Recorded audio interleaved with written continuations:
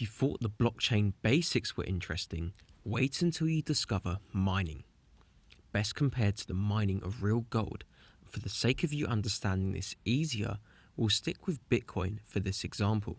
You should have taken note of Bitcoin having no central authority, meaning there is no centralized location that can distribute or create it. The peer-to-peer network means every single one of us that uses Bitcoin, for whatever reason that may be, is technically part of the bank of Bitcoin. So you may be asking, who exactly does create Bitcoins? Well, quite simply, miners. With no higher power controlling the blockchain and its network, we, the people, have to manage this ourselves to keep the blockchain alive. And as natural human tendencies go, we usually don't like doing work without a reward. So Bitcoin creator Satoshi developed a system based upon mathematical algorithms, just like a video game, and the cryptography, where every time someone solves the algorithm using special mining software, they are rewarded a certain amount of Bitcoin. The Bitcoin network automatically increases the difficulty of these equations and the Bitcoin reward amount as the levels progress higher. These levels, so to speak, are called blocks. Yes, the same block used in the word blockchain.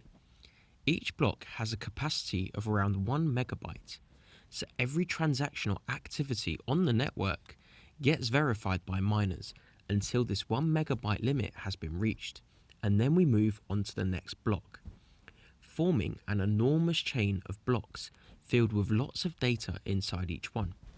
You see what I'm getting to, right?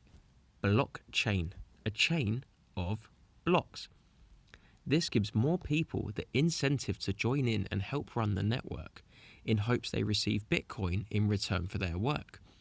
As the levels get harder, so does the computing power, however, which means nowadays it's hard to mine Bitcoin without having several hundred gaming graphic cards running at the same time. In simple terms, Bitcoin miners are processing transactions and securing the network using specialized hardware, and in return, they're collecting Bitcoins for completing these services. This is essentially what blockchain is all about.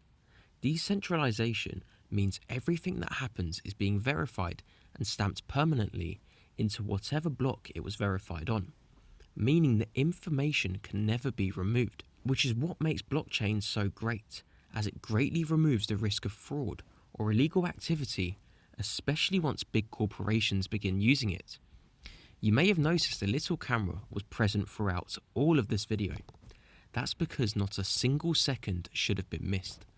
This will help you greatly moving on to the next lesson, where we begin to uncover the life and history of Bitcoin and how we can take this knowledge and begin to profit greatly from it. See you in the next lesson.